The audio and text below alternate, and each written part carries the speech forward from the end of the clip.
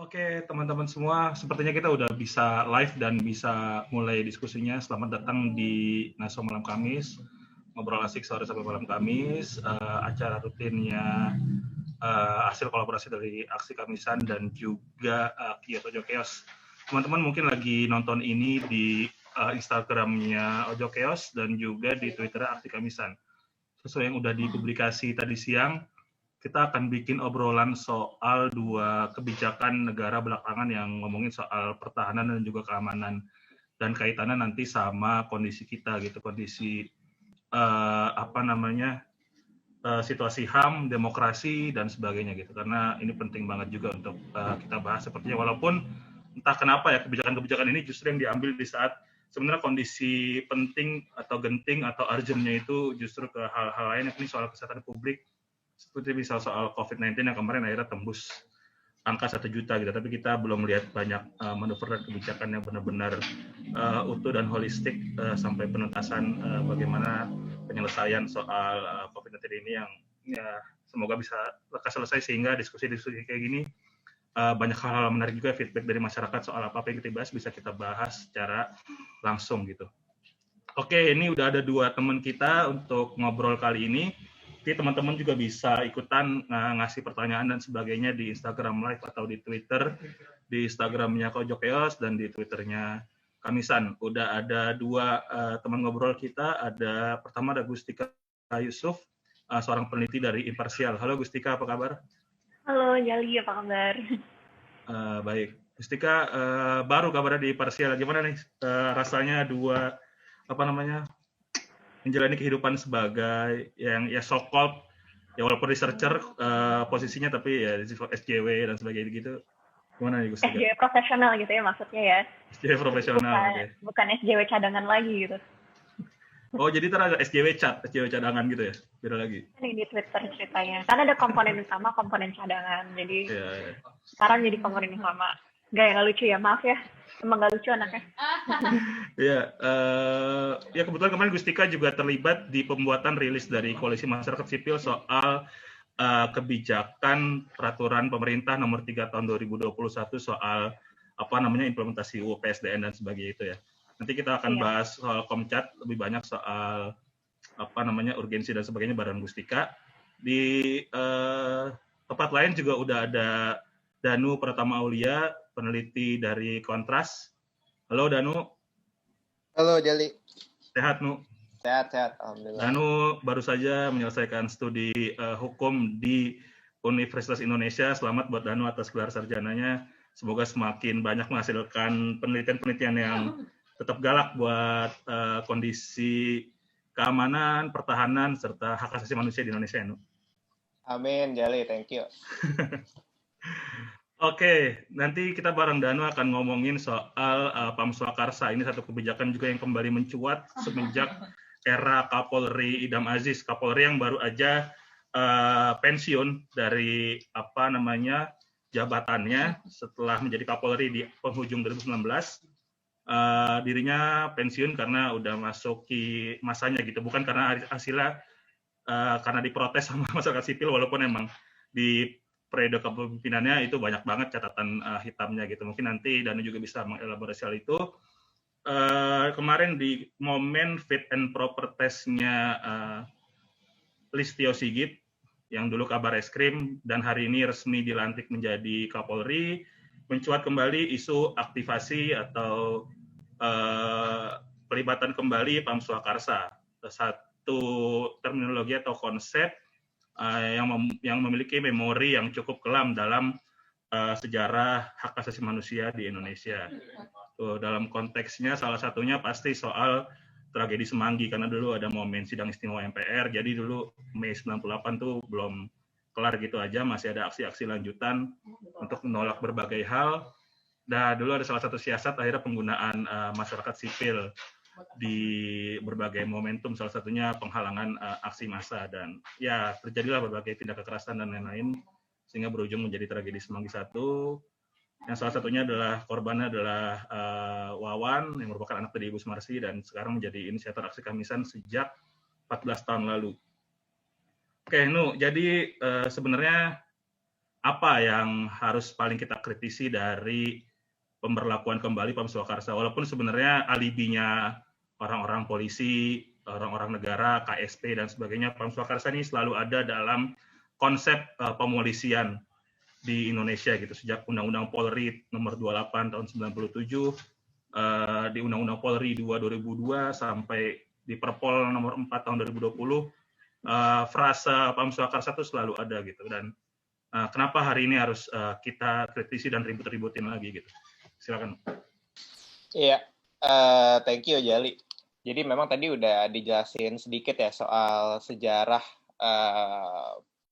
Pam Swakarsa pada tahun 98 yang pada waktu itu ada sekelompok masyarakat sipil dibekali, dipersenjatai, dan akhirnya berhadapan-hadapan dengan masyarakat sipil lainnya yang pada waktu itu sedang melakukan aksi massa begitu. Dan di beberapa kesempatan saya juga lihat beberapa pembenaran dari Polri terkait Pam Swakarsa ini adalah bahwa Pam Swakarsa yang sekarang sudah berbeda dengan tahun 98 dan tidak perlu dibanding-bandingkan gitu. Itu ada beberapa pernyataan demikian dari Polri. Di sini tadi pertanyaan apa yang perlu kita jadikan perhatian atau kita kritisi gitu.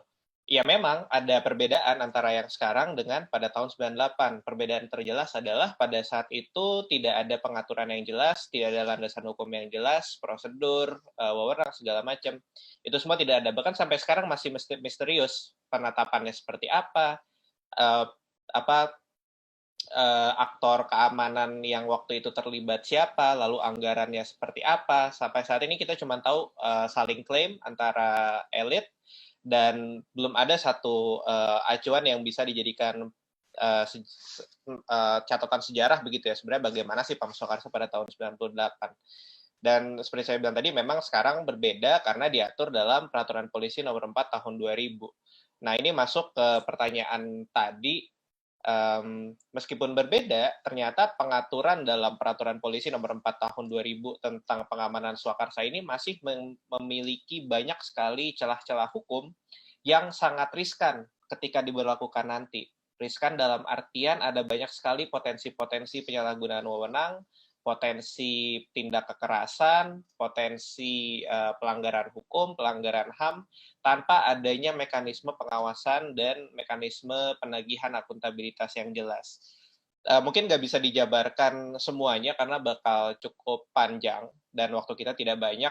Jadi mungkin beberapa yang menjadi masalah yang cukup signifikan aja kali ya. Pertama itu kita harus melihat ketentuan di pasal 3 ayat 3 di Perpol tentang Pam Swakarsa. Di situ di beberapa kesempatan Polri memang menyatakan Pam Swakarsa ini udah hidup kok di masyarakat, bentuknya itu yang sekali hari kita lihat ada Satpam, ada Satkamling. Tapi masalahnya di Perpol ini ternyata diatur Pam Swakarsa itu bukan hanya Satpam dan Satkamling seperti yang selama ini dinyatakan di media gitu, tapi disebutkan bahwa ada organisasi lain atau kelompok masyarakat lain berdasarkan peranata sosial yang bisa dikukuhkan oleh Polri sebagai Pam Swakarsa. Nah, yang jadi masalah adalah meskipun diberikan beberapa contoh di Perpolnya itu ada siswa Bayangkara dan lain sebagainya, tapi kita tidak melihat adanya ketentuan mengenai kualifikasi dan syarat-syarat suatu organisasi atau kelompok itu bisa ditetapkan sebagai Pam Swakarsa. Tahap berikutnya adalah proses penetapannya seperti apa? Apakah 100% dipilih organisasinya dan dikukuhkan secara sepihak oleh Polri, dan organ Polri-nya juga siapa itu tidak begitu jelas. Dan kalau demikian, maka Polri memiliki diskresi yang sangat besar untuk memilih dan mengukuhkan organisasi masyarakat sebagai bagian dari Pam Swakarsa. Nah, yang menjadi ambigu di sini, kalau kita cek di Undang-Undang Polri, di situ Pam Swakarsa memang sudah diatur di Undang-Undang Polri yang tahun 2002 itu. Di definisinya dijelaskan Pam Swakarsa itu salah satu cirinya adalah dia melakukan tindakan-tindakan pengamanan dan lain sebagainya itu dengan dibatasi oleh kuasa tempat istilahnya. Artinya ketika ada satu organisasi yang diangkat atau dikukuhkan sebagai bagian dari pengamanan swakarsa, dia harus memiliki yurisdiksi yang jelas. Seperti misalnya contohnya Satpam kan jelas dia jaga gedung apa atau dia jaga komplek apa. Satkamling juga begitu, dia jaga perumahan apa atau dia beroperasi di desa mana atau perumahan apa, itu kan sangat jelas. Tapi pertanyaannya gini sekarang, gimana kalau organisasi yang ruang lingkupnya nasional, terus dikukuhkan sebagai Pamswakarsa, terus ruang lingkupnya apa? Apakah se-Indonesia dia bisa melakukan tindakan-tindakan kepolisian terbatas yang diatur di peraturan polisi ini atau seperti apa? Dan itu nanti akan berhubungan juga dengan pengawasan dan akuntabilitas dari Polri. Ketika nanti diangkat, Satpam dan Satkamling aja jumlahnya sudah puluhan kalau tidak ratusan ribu. Terus gimana ketika organisasi-organisasi masyarakat yang masif ini diangkat juga sebagai Pamswakarsa? Apa iya polisi punya sarana dan prasarana dan juga SDM yang cukup untuk mengawasi semuanya, mengawasi supaya jangan sampai terjadi penyalahgunaan wewenang, jangan sampai terjadi kekerasan kepada masyarakat sipil, jangan sampai terjadi malah menjadi premanisme, jangan sampai dia dikerahkan oleh oknum di kepolisian untuk kepentingan di luar Kamtipmas misalnya, digunakan untuk kepentingan politik praktis. Itu kan bisa-bisa saja sebenarnya. Dan itu ada banyak sekali hal-hal yang luput diatur dalam Perpol nomor 4 tahun 2000 ini. Gimana nih mekanismenya untuk mengawasinya? Ya mengawasi Polri aja atau ada organ lain juga yang bisa mengawasi. Lalu akuntabilitasnya seperti apa? Apakah polisi yang nanti akan mengecek secara langsung anggota Pamswakarsa ini dan melakukan penegakan hukum ketika ada penyalahgunaan wewenang atau seperti apa? Jadi memang yang paling diperhatikan saat ini oleh Kontras salah satunya adalah perihal jaminan akuntabilitas dan juga keamanan masyarakat sipil lainnya. Begitu. Contohnya gini simpelnya. Kepolisian itu ketika menjalankan tugas dan fungsinya, dia terikat pada kode etik dan peraturan disiplin di internal Polri. Dan dia diawasi oleh banyak organ. Di internal ada Propam, eksternal ada Kompolnas yang secara langsung, lalu ada juga Ombudsman, Komnas HAM, dan lain sebagainya. Lalu Pamswakarsa ini gimana? Pertanyaannya. Siapa yang mengawasi dia? Apakah dia terikat pada kode etik Polri? Seharusnya enggak. Apakah dia terikat pada peraturan disiplin Polri? Harusnya enggak. Apakah dia masuk dalam yurisdiksinya Propam? Harusnya enggak juga, karena Propam internal kepolisian, sementara Pamswakarsa di luar struktur organisasi kepolisian. Lalu pertanyaannya gimana pengawasan dan mekanisme akuntabilitasnya? Terus satu hal lagi yang cukup penting juga yaitu soal wewenang. Ada dua yang jadi masalah di sini. Yang pertama wewenang Satkamling dan wewenang kelompok pengamanan swakarsa selain Satpam dan Satkamling. Memang di Perpol ini diatur cukup detail tentang tugas dan wewenang Satpam dan Satkamling. Tapi masalahnya adalah di awal dia sudah menegaskan kalau Pamswakarsa itu bukan hanya Satpam dan Satkamling. Ketika ada organisasi masyarakat yang dikukuhkan oleh Polri sebagai Pamswakarsa, itu tidak ada tuh pengaturannya dalam Perpol 4 2020 ini. Si Pamswakarsa yang tidak termasuk Satkamling dan tidak termasuk Satpam ini, tugasnya ngapain aja sih? Wewenangnya apa aja sih batasannya? Lalu dia bisa melakukan apa saja? Itu yang tidak ada. Itu masalah untuk Pamswakarsa selain Satpam dan Satkamling. Terkait Satkamling juga ada satu permasalahan yang menurut saya cukup signifikan dan sangat perlu didiskusikan, yaitu perubahan diksi. Jadi kalau di tahun 2007 itu ada perkap yang mengatur soal Siskamling, diatur bahwa salah satu wewenang Siskamling adalah melakukan tangkap tangan dan menyerahkan ke anggota polisi di saat pertama gitu, atau ya simpelnya bahasa kitanya kalau ada kejahatan dia boleh nangkep tangan terus tuh pelaku kejahatan langsung dibawa ke kantor polisi. Itu kewenangannya di perkap tahun 2007, saya lupa nomornya, tentang Siskamling. Tapi di peraturan polisi nomor 4 2020 ini itu diubah diksinya dari yang awalnya tangkap tangan menjadi melakukan tindakan kepolisian non-justisial. Nah, ini yang tidak begitu jelas. Maksudnya tindakan kepolisian non-justisial ini apa? Kalau non-justisial ya berarti kan bukan bagian dari penegakan hukum. Lalu apa? Apakah dia bisa nangkap? Apakah dia bisa menggeledah? Apakah dia bisa menahan? Itu sangat-sangat tidak jelas ketika diaturnya hanya tindakan kepolisian non-justisial. Saya kemarin coba cek di beberapa peraturan perundang-undangan, ternyata ada tuh yang menggunakan istilah non-justisial, yaitu di peraturan pemerintah tentang Satuan Polisi Pamong Praja.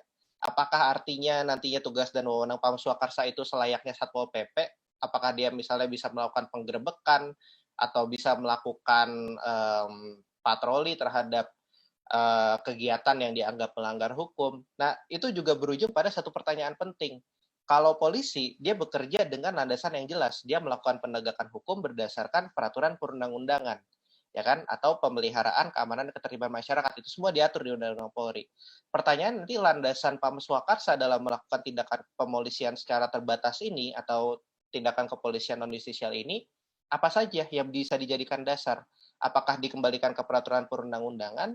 Apakah dikembalikan ke Perda? Karena tadi non-justisial itu padarannya ada di PP tentang Satpol PP, atau misalnya bisa berdasarkan rasa moralitas dari tempat tinggalnya atau kawasan di sekitarnya, itu juga menjadi tidak jelas. Nah, realnya seperti apa? Realnya adalah potensi yang muncul itu cukup cukup membahayakan sebenarnya ketika tidak ada seperangkat aturan yang secara tegas membatasi tugas, wewenang, dan juga secara represif si peraturan ini bisa mengatur sistem pengawasan dan sistem penagihan akuntabilitas yang jelas, karena dia bisa berujung pada banyak sekali hal-hal yang tidak kita inginkan. Misalnya kekerasan, pelanggaran HAM, penyalahgunaan wewenang, pengarahan untuk kepentingan di luar Kamtipmas, misalnya pengarahan untuk politik praktis atau untuk memberangus kebebasan berekspresi, itu semua sangat terbuka.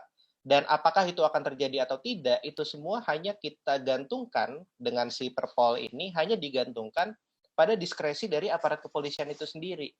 Artinya yang bisa menentukan itu akan seperti atau tidak, itu hanya aparat kepolisian. Nah, seharusnya dalam konteks negara yang demokratik itu tidak bisa demikian. Adanya satu lembaga yang punya kewenangan untuk sebesar itu, gitu.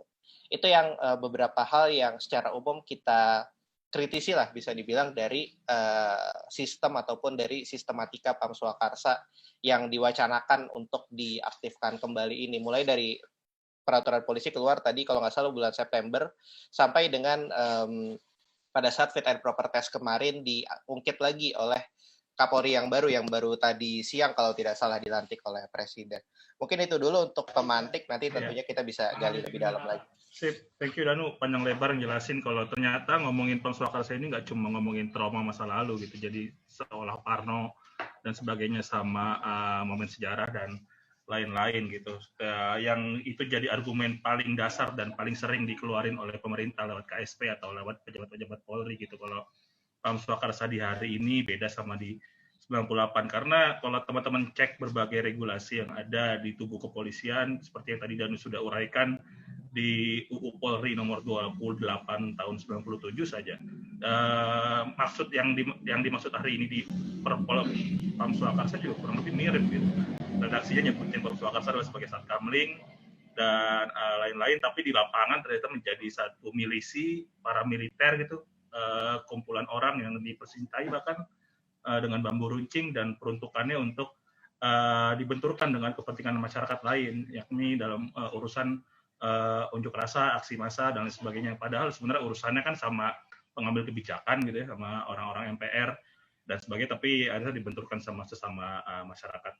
Nah, tadi Danu udah jelasin panjang lebar soal ini masih terkait sama hari-hari kita dan waktu-waktu kita gitu, sampai di masa-masa yang akan datang. Dan ini menarik untuk akhirnya kontekstual sama kebijakan yang sebenarnya juga diambil negara dalam beberapa waktu kebelakangan gitu. Bukan rahasia lagi kalau ngomongin Pam Swakarsa seringkali identik sama ngomongin organisasi-organisasi vigilante yang suka melakukan kekerasan dan sebagainya, yang merupakan yang lahir dan ya punya sejarah kuat sama Pam Swakarsa gitu ya, seperti FPI, Front Pembela Islam dan sebagainya, yang justru di beberapa momen belakangan seperti karena kasus extrajudicial killing, kasus kerumunan massa dan sebagainya, bahkan dengan landasan karena menganggap FPI sebagai organ yang memproduksi kekerasan, itu menjadi alasan adanya SKB 6 menteri atau 6 lembaga termasuk Kapolri untuk membubarkan, melarang, bahkan sampai ada sempat wacana untuk menyebutkan melarang kita gitu untuk ngomongin FPI di ruang-ruang yang ada, di baik fisik ataupun online gitu-gitu. Apa paradoks yang bisa lo gali dari dua kebijakan yang emang bertolak belakang ini gitu? Di satu sisi pemerintah mau menghapus lembaga-lembaga atau organisasi-organisasi yang dalam tanda kutip main hakim sendiri, itu ya warga negara emang berhak berperan dalam penegakan hukum gitu, melaporkan, menjadi saksi dan sebagainya.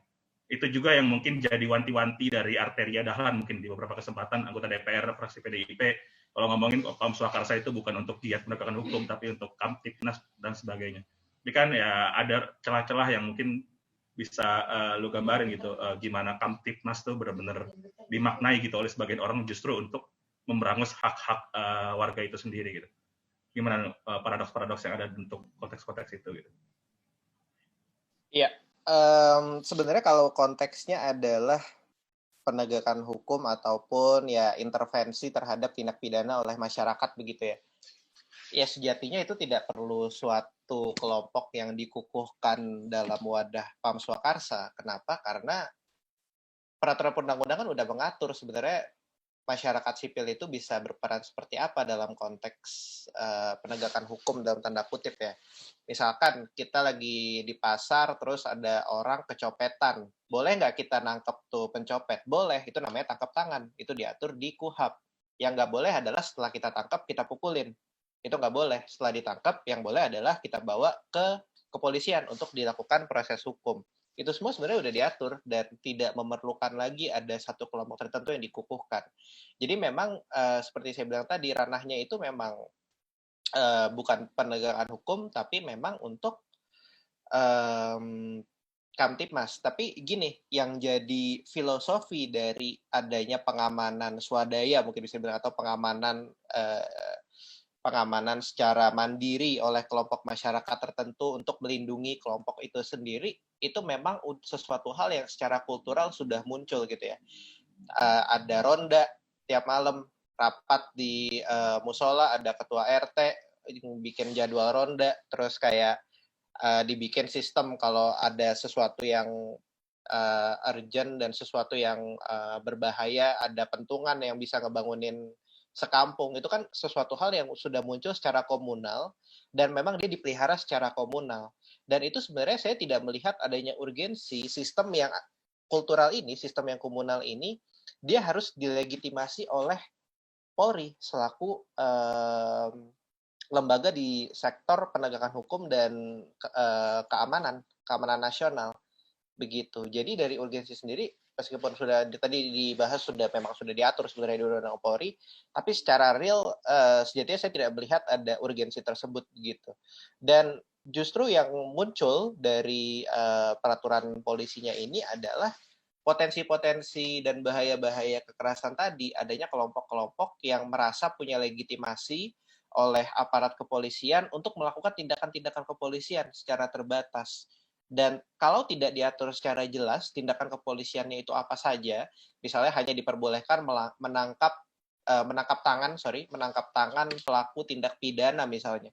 Itu adalah pengaturan yang jelas. Artinya ya dia cuma bisa ketika dia lihat dia lagi ronda, ada maling masuk ke rumah, terus malingnya dikejar, ditangkap, itu masih masuk dalam kewenangannya. Tapi ketika itu tidak diatur, ya bisa aja nanti ada yang menafsirkan tindakan kepolisian itu adalah ngegerebek kos-kosan. Tindakan kepolisian itu adalah ngebubarin ibadah yang bertentangan sama kepercayaan masyarakat sekitar gitu, atau ibadah-ibadah yang dianggap sesat dalam tanda kutip oleh masyarakat sekitar, atau melarang minoritas untuk melaksanakan ibadah secara umum, misalnya menggunakan speaker segala macam. Itu potensi yang bisa muncul. Dan yang jadi masalah adalah itu nanti akan membebani Polri itu sendiri untuk mengontrol Pam Swakarsa ini yang jumlahnya sangat-sangat banyak. Sekali lagi, beban untuk mengontrol Pam Swakarsa ini akan sangat-sangat berat bagi Polri. Sesimpel karena jumlahnya sangat-sangat besar. Satkamling aja di tiap perumahan mungkin ada sistemnya masing-masing untuk ronda dan lain sebagainya. Belum Satpam. Belum nantinya organisasi massa yang akan dikukuhkan sebagai Pam Swakarsa. Yang itu sekali lagi saya tekankan, diskresinya hanya ada pada Polri atau sepenuhnya berdasarkan pada diskresi Polri. Karena tidak ada syarat-syaratnya dalam Perpol ini. Misalnya syarat-syarat itu contohnya organisasi yang bisa dikukuhkan sebagai Pam Swakarsa adalah organisasi yang bersifat terbatas pada suatu kawasan atau ruang lingkup kemasyarakatan gitu, RW atau lurah atau desa, kampung dan lain sebagainya. Ketika nanti yang diangkat adalah organisasi-organisasi yang punya cabang atau organisasi yang berskala nasional, pengawasannya akan seperti apa? Dan ini akan memberikan legitimasi kepada mereka untuk melakukan tindakan kepolisian yang akan sangat berpotensi akan justru membahayakan kebebasan sipil di masa depan. Begitu, Bung Jali. Oke, sip, Danu. Oke, thank you buat penjelasannya. Emang kalau tadi soal jumlah kuantitas tuh malah jadi beban Polri, bener banget. Karena kalau teman-teman cek fakta sejarah di 98 juga, Ian Wilson, seorang peneliti yang ngomongin soal keamanan dan pertahanan Indonesia, bilang datanya bahkan sampai 100.000 gitu, orang yang tergabung di Pam Swakarsa tahun 98. Ya bahkan kan sampai Kiflan Zain waktu itu mesen nasi Padang, angkanya ratusan juta apa miliaran gitu, masalah akhirnya digugat ke Wiranto gitu kan, dan akhirnya belum dibayar dan ya clash lah mereka berdua sekarang gitu. Itu trivial aja sih, tapi itu menarik gitu. Tambahan dikit. Ibaratnya gini ya, tadi soal pengawasan dan akuntabilitas itu, kita selama 2 tahun terakhir, ya udah lama sih, tapi 2 tahun terakhir ini semakin kencang adalah kita teriak-teriak minta Polri menindak anggotanya yang mukulin orang pas demo. Itu aja sampai sekarang nggak kesampaian. Berapa banyak sih yang akhirnya diproses secara hukum pidana? Ya jangankan hukum pidana, yang diproses secara etik aja, ya bahkan saya belum menemukan sejauh ini untuk ya penanganan aksi massa ya. Atau sangat-sangat sedikit lah jumlahnya. Ketika kita belum bisa, atau ketika Polri belum menunjukkan bahwa dia bisa menindak tegas anggotanya sendiri ketika mereka melakukan penyalahgunaan wewenang atau kekerasan secara eksesif dan tidak proporsional, bagaimana caranya masyarakat diminta untuk percaya Polri bisa mengawasi dan menindak Pam Swakarsa yang ketika nanti mereka melakukan penyalahgunaan wewenang dan kekerasan eksesif. Itu saja gitu, terlebih dahulu. Gitu, Bang Jali, dikit aja. Oke, sip, mantap Danu. Oke, sekarang kita bisa geser ke Gustika buat ngomongin soal Komcat. Kalau nggak salah, studinya Gustika juga soal pertahanan gitu ya, soal perang dan sebagainya, yang emang sangat kontekstual sama bahasan kita malam ini gitu. Mungkin pertama-tama kita mulai dari Komcat atau komponen cadangan ini, atau ya secara umum kita bisa bilang sebagai strategi atau langkah persiapan atau mitigasi untuk kondisi perang gitu, kondisi yang memang masih sangat mungkin terjadi gitu, karena berbagai dinamika sosial politik global dan lain-lain, sehingga mungkin dianggap wajar gitu oleh publik setiap negara untuk bikin berbagai mekanisme persiapan perang. Seperti ya di Korea kan kita juga tahu banyak tokoh-tokoh atau seniman-seniman juga akhirnya harus vakum sementara dari karirnya sebagai penyanyi, karirnya sebagai pemain film, bahkan pemain sepak bola dan lain-lain untuk ikut wajib militer dan sebagainya. Sehingga mungkin waktu kita rame-rame ngomongin Komcat gitu, kayak Imparsial, Kontras, dan berbagai lembaga lain, ngomongin soal Komcat ini, UU PSD dan sebagainya, itu dianggap sebagai hal yang berlebihan. Tapi akhirnya kemarin kan kita mengeluarkan statement bahwa hal ini nggak urgent dan perlu untuk dipikirkan ulang gitu penerapannya. Gimana tuh penjelasan Agustika soal urgensi hal-hal ini yang sebenarnya mungkin di luar, di negara-negara lain tuh jadi visible dan akhirnya sah-sah aja keberadaannya gitu. Tapi kenapa di Indonesia enggak gitu? Oke, sebetulnya keberadaan mungkin perlu diluruskan dulu ya. Kayaknya koalisi itu tidak menolak adanya Komcat, hanya saja tidak melihat urgensinya saat ini karena ancaman yang jelas tentu tidak membutuhkan manpower gitu. Jadi itu perlu diluruskan dulu. Seakan-akan kita anti militer, padahal bukan itu. Kita tidak ingin ada peningkatan militerisme. Itu harus dibedakan gitu antara dua hal tersebut. Dan sangat benar bahwa komponen cadangan itu sebetulnya lazim di setiap negara dan Indonesia itu tidak punya. Nah, makanya sebetulnya itu kan yang salah satu saran yang ada di akhir kan. Jika memang ingin memiliki Komcat saat ini, kenapa nggak lewat PNS? Cuma mungkin nanti saya balik lagi gitu ya ke situ. Yang penting diluruskan dulu bahwa bukan menolak, tapi tidak melihat urgensi. Dan saat ini yang kita mesti lihat adalah komponen utamanya. Komponen utama di Indonesia gitu itu masih kayak morat-marit gitu. Jadi masih banyak tentara yang menganggur gitu. Kalau misalnya baca artikel Tempo Februari 2019 tadi saya sempat lihat-lihat gitu ya soal tentara nganggur sampai ada yang jadi tukang parkir segala, itu kan artinya harus ada pembenahan di internal TNI sendiri, di komponen utamanya harus ada pembenahan. Kenapa nambah-nambahin beban itu sebetulnya yang pengen digarisbawahi gitu kan. Kedua kan juga masalah pendanaan ya, membiayai Komcat ini.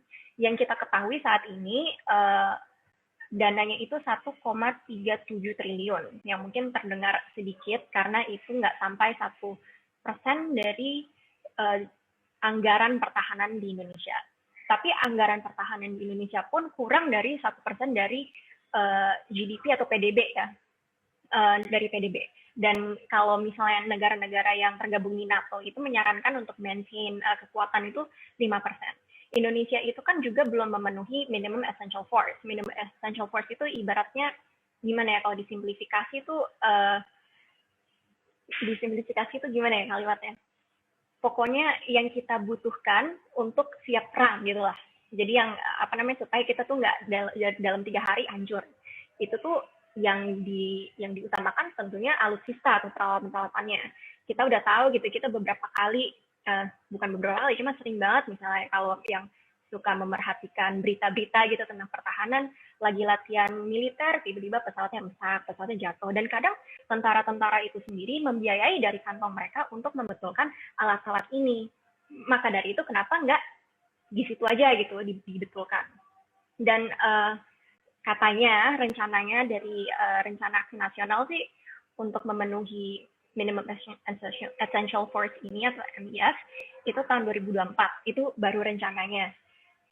Kenapa harus membebani lagi dengan adanya ya Komcat gitu, dengan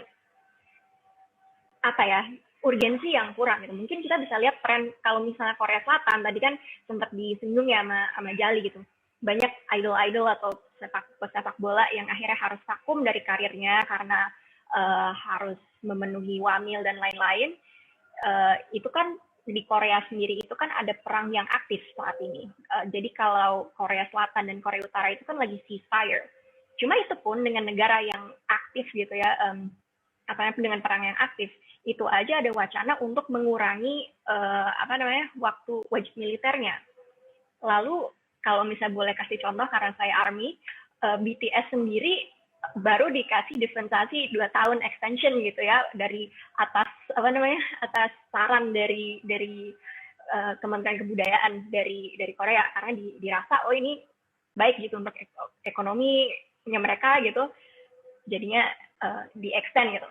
Terus baru-baru ini kalau nggak salah bulan lalu IDF atau Israel Defense Force mengumumkan kalau mereka mau mengurangi waktu wamilnya sampai 2,5 tahun atau gimana gitu. Kalau nggak salah itu yang laki-laki saja gitu. Jadi sebetulnya itu sih. Jadi poinnya adalah Komcat itu seharusnya mendukung komponen utama, bukan membebani. Dan adanya komponen cadangan itu tentu perlu. Dan ini kembali lagi ke saran alternatif yang diberikan. Kalau Indonesia ini, mungkin ini lebih ke sosiologis ya, kita let's be real gitu ya. Orang Indonesia aja unjuk rasa gitu, sebentar sehari, setelah itu ada ikatan alumninya. Nah bayangin kalau misalnya ada ikut Komcat, mungkin ada seperti itu juga gitu. Dan di Indonesia itu kan mungkin tadi juga disentuh juga sama Danu sedikit, ada ibaratnya sejarah yang bikin potensi untuk menjadikan milisi-milisi itu aktif kembali, dan itu yang ditakutkan kan, bagaimana cara mengontrol masyarakat sipil. Makanya jika mau mulai, kenapa nggak mulai dari PNS aja? Karena selain itu pendanaan juga akan lebih jelas gitu, karena saat ini threat-nya itu bukan ya seperti di Korea Selatan atau Korea Utara gitu, ataupun Singapura yang airnya yang itu mereka itu negara kecil dan airnya itu mereka tergantung dengan Malaysia. Kalau misalnya di Indonesia kita bisa lihat threat-nya itu apa ya, atau ancamannya itu apa saat ini. Mungkin yang paling jelas ya masuk ke ancaman, kayaknya kita perlu ngomong juga nih satu poin konten dari baik itu PP 3 2021 atau Undang-Undang Pengelolaan Sumber Daya Nasional tahun 2019 itu mengklasifikasi jenis-jenis ancaman gitu. Ada Iya, benar. ya, hibrida dan sebagainya gitu udah kayak bahan bakar gitu kan. Jadi ada hibrida Iya. dan lain-lain. Itu kalau gue ngeliatnya sih ada kerancuan dan ada potensi untuk bikin jadi ya apa yang udah kita perjuangkan gitu di masa-masa Orde Baru sebelum reformasi dan sebagainya, yakni garis batas antara sipil dan militer yang jelas itu akan kembali menjadi rancu gitu. Dikhawatirkan tentara atau militer akan kembali main di ranah penegakan hukum yang harusnya di ranah pidana atau polisi dan sebagainya gitu-gitu. Gimana lihat konteks ancaman di dua peraturan itu, Gustika? Iya, benar. Ini gue bisa nyari sebentar nih. Dalam pasal 4 UU PSDN ya, ruang lingkup. Ini gue lihat catatan. Pasal 4 UU PSDN, ruang lingkup ancaman meliputi ancaman militer, non-militer, dan ancaman hibrida.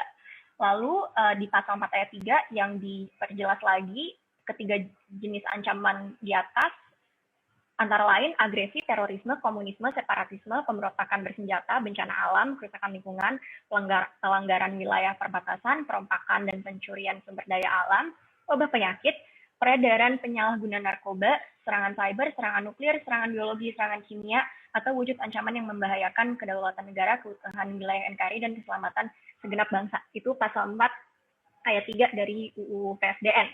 Itu kan luas banget kan. Jadi misalnya dikatakan ada ancaman separatisme gitu, mungkin dianggapnya akan sulit gitu ya, harus lewat DPR dulu untuk mengerahkan Komcat ini untuk tapi yang ditakuti apakah nanti bisa jadi perang yang horizontal gitu antara kita dengan saudara-saudara sendiri. Kalau misalnya kita lihat kembali lagi ke ancaman gitu dari luar negeri, kalau nggak salah sempat ada riset, tapi saya nggak bisa ketemu risetnya, cuma ingat angkanya tuh 11%. Kalau tidak salah dari LIPI bisa dicari karena saya ingatnya cuma 11%-nya aja. Jadi ancaman Indonesia dari luar negeri, ancaman untuk Indonesia dari luar negeri itu rendah gitu, hanya 11%.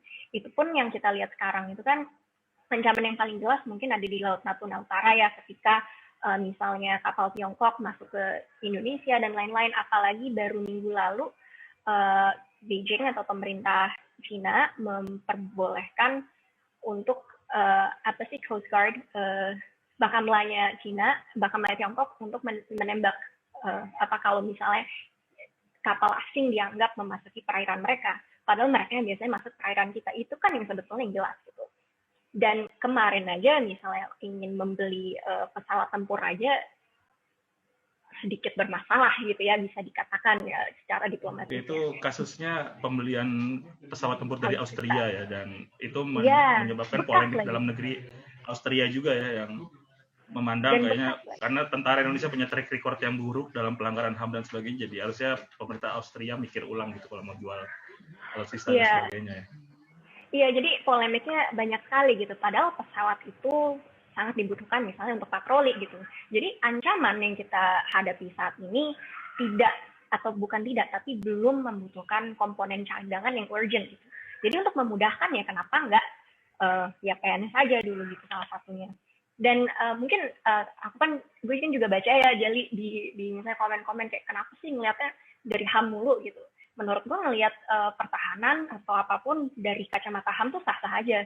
Sama seperti misalnya kita bisa melihat HAM dari kacamata gender, kita bisa melihat politik dari kacamata HAM atau baliknya, ataupun ekonomi gitu ya, pertahanan dari ekonomi, itu sebenarnya lens yang digunakan gitu. Dan sangat sah gitu, karena UU PSDN ini juga bermasalah dalam hak asasi manusianya. Kayak misalnya contohnya di pasal 59 yang kalau nggak salah itu di bukan UU PSDN-nya, cuma di PP nomor 3 di pasal 59-nya Komcat itu akan disumpah secara militer. Kalau di beberapa negara lain gitu ya, kurang tahu gitu ya kalau misalnya Amerika Serikat atau gimana, cuma setahu saya itu tidak disumpah secara militer. Jadi harus ada distinction yang jelas. Ini kan mengganggu distinction principle. Jadi kalau misalnya pada selain itu, misalnya saya nih mendaftar sebagai komponen cadangan, lalu saya berubah pikiran. Misalnya saya tiba-tiba hijrah dan agama saya percaya bahwa pokoknya nggak boleh melakukan kekerasan, nggak boleh violent. Kayak kalau misalnya kita bisa lihat kasusnya Muhammad Ali di Amerika Serikat, dia itu kan menolak ikut wamil karena conscientious objection. Karena atas kepercayaan dia tidak boleh menyakiti makhluk lain gitu. Nah kalau di sini kalau misalnya udah masuk itu nggak ada tuh, jadi nggak bisa keluar atas dasar keyakinan atau kepercayaan, kan bisa aja gitu, padahal di tengah-tengah itu saya ya contohnya gitu ya hijrah gitu ya. Jadi itu salah satu ya dua contoh bagaimana HAM itu juga tentu perlu diperhatikan di produk-produk pertahanan gitu. Semoga jelas sih, soalnya aku abis Mas Danu yang ngomong jadi jiper. Oke, so far sih jadi lebih ngerti dan lebih paham gimana soal urgensi dan sebagainya. Emang tadi soal diferensiasi komponen cadangan dan komponen utama, yang sebenarnya di komponen utamanya masih banyak masalah dan lain-lain. Oh ya, nambahin dikit juga. Oh ya. Nambahin dikit aja. Jadi karena komponen utamanya ini masih morat-marit ya.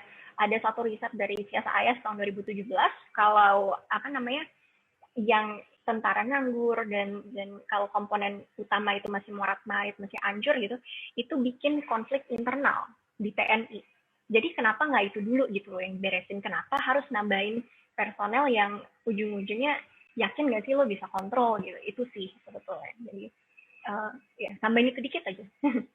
Iya, kalau tadi sih ngobrol sama beberapa teman kontras, ngerinya ya, namanya orang udah dilatih militer, berarti nambah skill, ya badannya jadi lebih kuat, stamina nambah dan sebagainya, tapi nggak punya ruang untuk mengaktualisasi diri gitu, karena bukan tentara, dia cuma orang yang dipersiapkan kalau perang. Itu akan menghadirkan nanti takutnya unit bisnis baru gitu, kayak akhirnya ada komunitas yang isinya orang-orang itu dan bisa dipakai untuk berbagai kepentingan gitu, yang sebenarnya jenis-jenis bisnis itu baik atas nama ormas atau atas nama apapun itu udah eksis gitu untuk menagih hutang misalkan atau kepentingan lain. Itu salah satu benar. Ya itu yang juga yang ditakuti kan, dan kenapa disarankan kalau misalnya mau lewat PNS dulu gitu selama kontrolnya yang jelas belum ada, karena ya kayak yang saya tadi bilang, orang unjuk rasa sehari aja tiba-tiba ada ikatan alumninya, terus bertubi-tubi gitu, terus di situ ada terbentuk ideologi sendiri, intoleransi dan lain-lain. Lalu kita juga bisa lihat sejarahnya Pam Swakarsa gitu ya, yang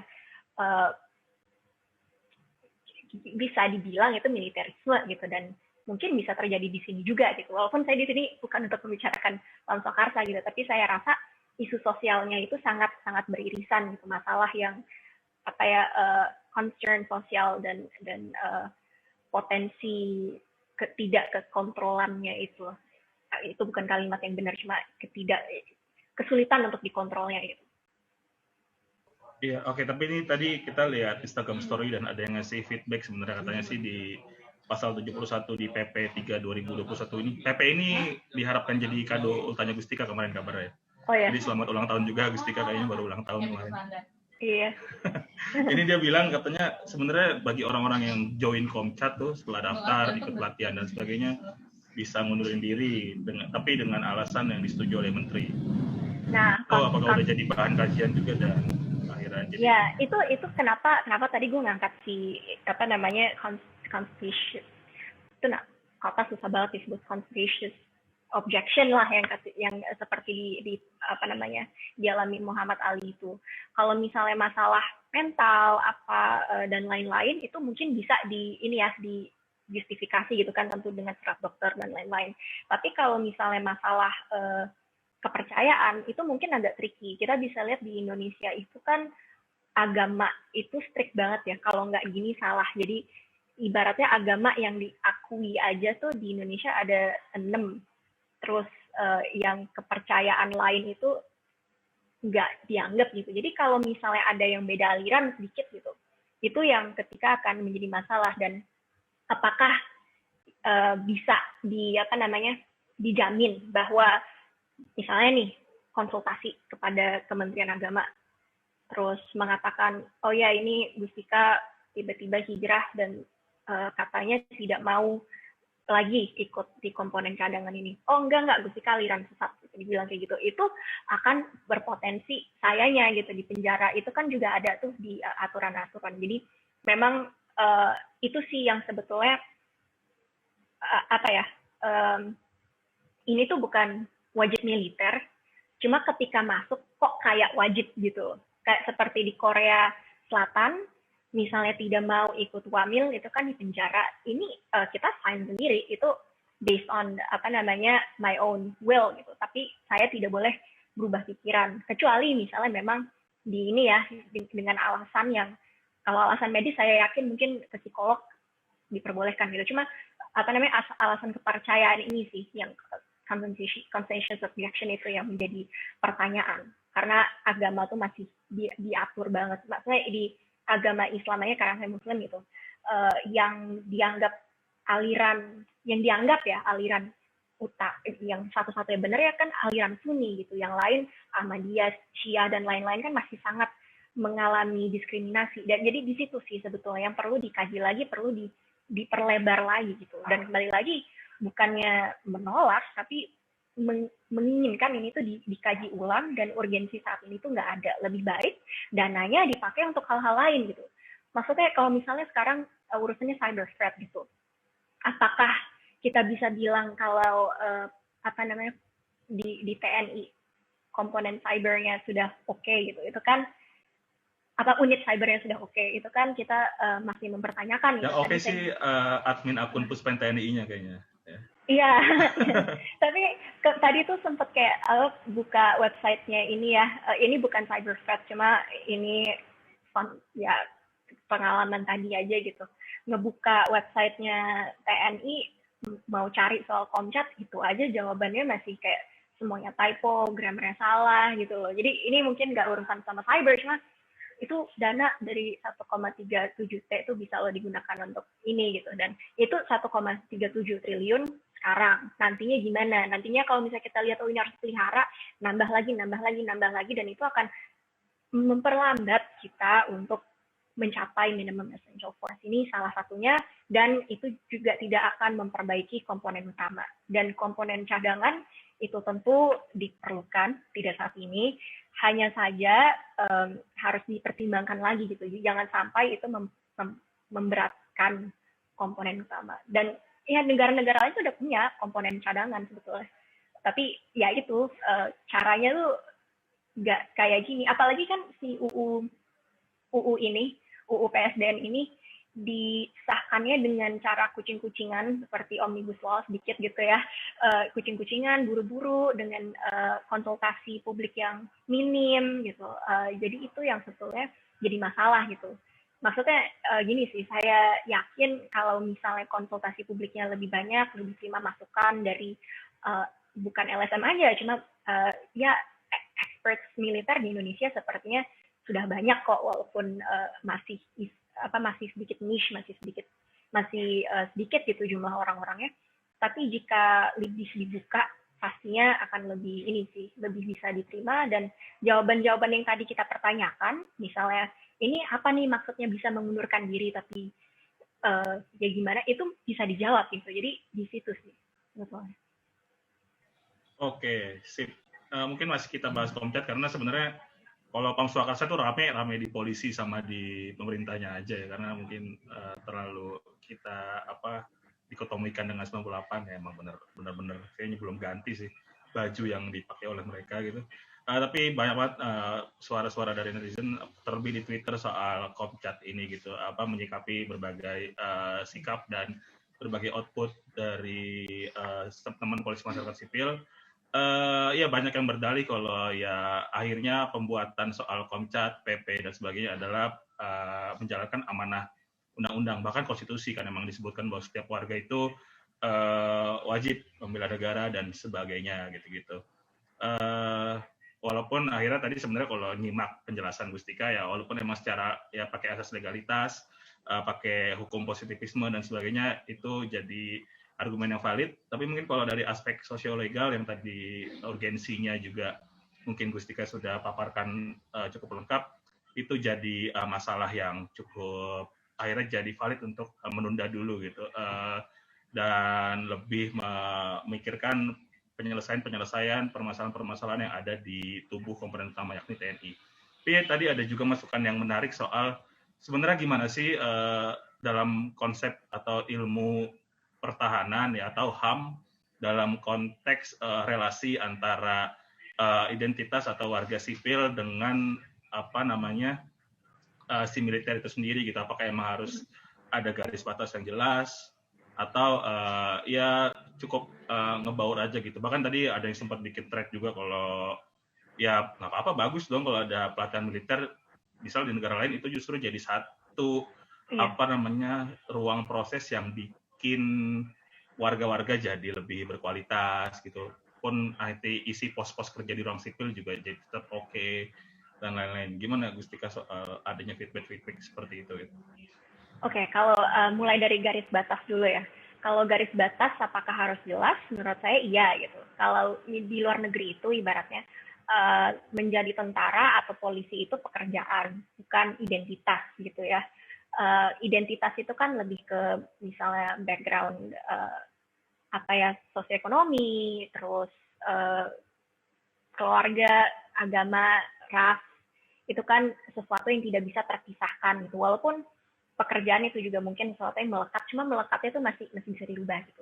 Ini mungkin saya kasih contoh salah satu teman saya kan beberapa ada yang satu kebetulan dia waktu itu ikut Royal Navy di Inggris, dia tidak boleh misalnya keluar dengan seragam gitu. Kalau di sini kan kita masih sering lihat gitu orang pakai seragam kemana-mana gitu. Maksudnya TNI yang tentara, dan itu menurut saya pribadi bukan saya imparsial ya, itu kayaknya saya sedikit mempertanyakan hal itu gitu. Jadi kalau teman saya tuh misalnya masuk ke campnya, dia harus pakai dasi merah dan kemeja gitu kalau nggak salah, dasi atau dasi biru gitu. Pokoknya ada dasi khususnya gitu. Dan keluarnya juga gitu. Jadi nggak boleh misalnya keluar pakai seragam. Walaupun di negara-negara Eropa lain gitu, kayak di Swiss atau di Amerika sendiri kan banyak tuh yang misalnya terbang langsung masih pakai baju tentara gitu ya. Itu ada. Terus pertanyaan kedua apa tadi? Lupa. Yang soal ya akhirnya gimana gitu untuk melihat konteks sipil dan militer gitu, terlebih mungkin kan kalau di Indonesia variabelnya akan sangat bertambah dengan adanya fakta bahwa banyak pelanggaran HAM berat pasti melibatkan militer gitu, karena dulu polisi juga satu tubuh kan dengan ABRI gitu. Dan ya kita tahu sama tahu walaupun dijanjikan di Nawacita, dijanjikan di RPJMN dan sebagainya gitu-gitu, pelanggaran HAM berat itu belum beres, sehingga emang tensi tinggi antara TNI dan warga sipil tuh masih kerap terjadi. Bahkan insiden kayak Cebongan, insiden Ciracas kemarin itu kan menunjukkan hal-hal serupa gitu. Gimana tuh Gustika, apakah emang kita harus dibikin seslow mungkin sama militer gitu, jadi ya biasa aja, atau apa perlu ada evaluasi dan koreksi yang penting gitu? Karena kan kalau nggak salah ini jadi concern imparsial juga soal reformasi sektor keamanan, urutannya reformasi peradilan militer ya. Kan bunyi undang-undang dan bunyi TAP MPR itu harusnya kalau anggota militer bikin pidana ya harusnya dibawa ke peradilan umum, tapi ternyata tidak. Ya, gitu. Benar. Gimana tuh kalau konteks-konteks soal itu? Iya, kemarin tuh sempat disuruh cari ya, ada nggak sih kasus militer tentara diadili di pengadilan sipil. Itu aja tuh nggak ada gitu. Dan untuk cerainya tuh di pengadilan militer, dan itu sesuatu yang sangat aneh gitu ya menurut saya. Jadi tentunya masih butuh pembenahan yang banyak gitu ya, pembenahan yang sangat mendalam gitu. Kita harus bersih-bersih di dalam militer itu sendiri. Dan ya tidak bisa dipungkiri gitu bahwa beberapa orang masih memandang militer itu seram atau kayak masih ada prestisnya apa segala macam. Jadi mungkin ada dikotomi yang ultra nasionalis atau nasionalis gitu, dan yang memang anti militer gitu. Dan ini gimana cara ketemu di tengahnya? Itu ya apakah si Komcat ini jawaban? Saya rasa sih enggak ya, karena maksudnya belum saat ini, karena seperti yang tadi dibahas, takutnya ya jadi milisi-milisi gitu.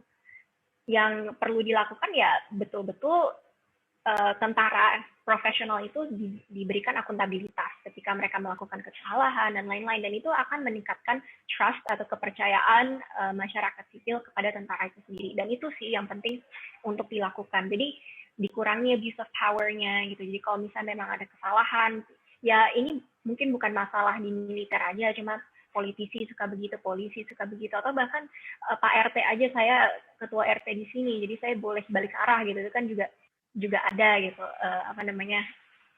kejadian-kejadian seperti itu. Jadi memang harus dari masalah sosiologisnya, dan inilah kenapa isu pertahanan juga harus dilihat melalui kacamata HAM, bukan hanya kacamata politik security studies-nya saja. Cuma benar-benar semua lapis, gender apalah itu dilihat dari segala sisi. Dan bagusnya ada diskusi seperti ini sih. Jadi mungkin itu terakhir dari saya, Mas Jali.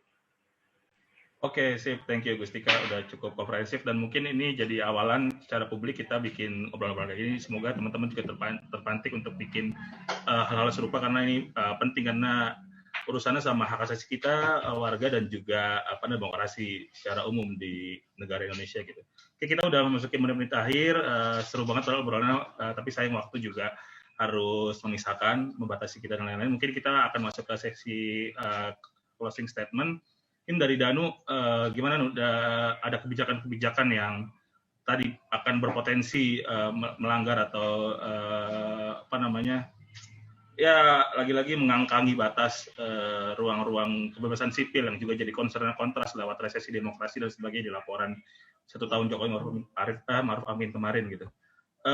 Ada hal-hal yang disampaikan mungkin untuk akhirnya perlu kita plototin bareng-bareng untuk mencegah ekses-eksesnya nggak semakin panjang ke depan.